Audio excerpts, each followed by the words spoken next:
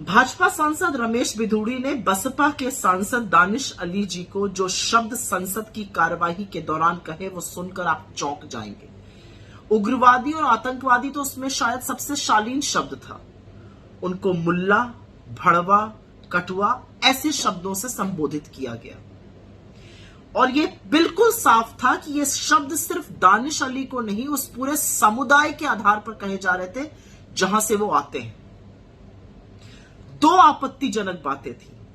जब रमेश बिधूड़ी ये सब बोल रहे थे तो उनके साथ रविशंकर प्रसाद और डॉक्टर हर्षवर्धन ऐसे अट्टहास लगा रहे थे मानो क्या गजब का चुटकुला सुनाया हो रमेश बिधूड़ी ने।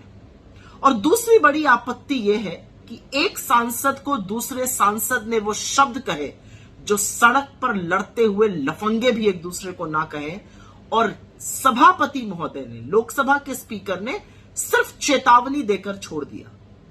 निलंबन का इससे ज्यादा बेहतर और बड़ा दूसरा कोई कारण नहीं हो सकता है ओम बिरला जी।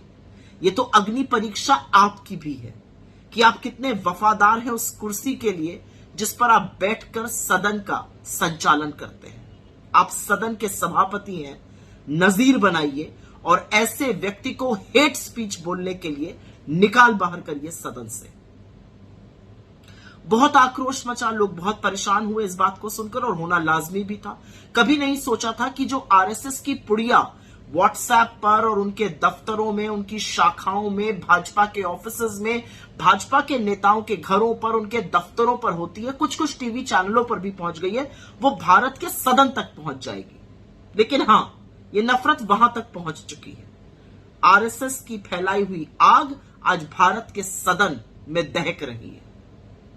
तो खैर, लोग अचंभित हुए। मुझे रंच मात्र भी अचंभा नहीं हुआ, क्योंकि ये तो चीजें लोगों ने मोदी जी से सीखी है।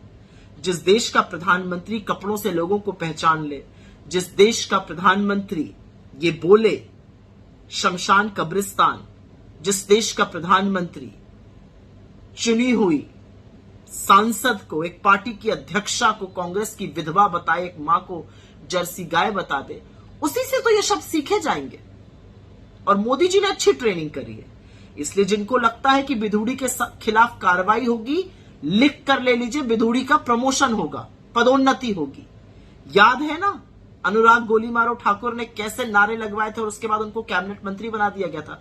तो रमेश बिधूड़ी को भी समझ में आ गया कि भैया मंत्री बनना है तो इस तरह की गलीच बातें करनी पड़ेंगी, और देखिएगा मोदी जी प्रमोशन जरूर करेंगे। तो आज की उम्मीद किससे लगाई जाए?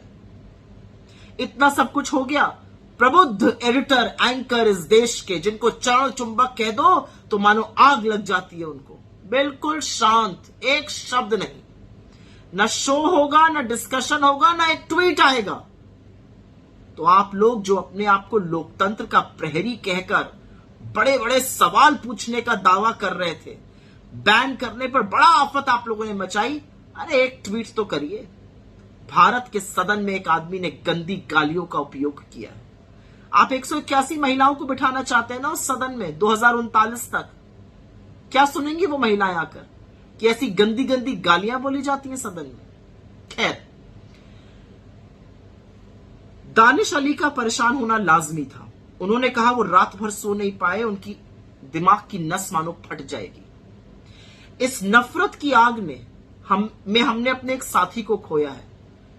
मुझे याद है राजीव त्यागी जी एक डिबेट करके हटे थे, उनको देशद्रोही तक कहा गया था उस डिबेट में, और उसके बाद उनकी हृदय की गति रुक जाने से मृत्यु हो गई थी। तो दानिश अली की आंखों में जब आंसू देखा तो मन आया कि उनसे कहूं कि आप घबराइए मत, ये देश आपके साथ है। लेकिन उसी में एक रोशनी की उम्मीद जगी, क्योंकि हर बार जब अन्याय होता है तो जिस पर अत्याचार किया जाता है उसके बगल में खड़े भर हो जाना उस अन्याय का प्रतिकार है, और वो काम इस देश में सिर्फ और सिर्फ राहुल गांधी कर सकते हैं। वो यकाएक पहुंच गए दानिश अली के घर, उनको ढांढस बंधाया, गले लगाया और कहा विश्वास रखिए, हम साथ मिलकर लड़ेंगे और साथ मिलकर जीतेंगे।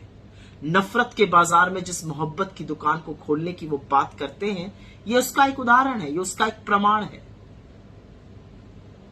वो एतबार और उम्मीद जगा देते हैं एक बेहतर कल की, एक उम्मीद जगा देते हैं कि अभी सब खत्म नहीं हुआ है।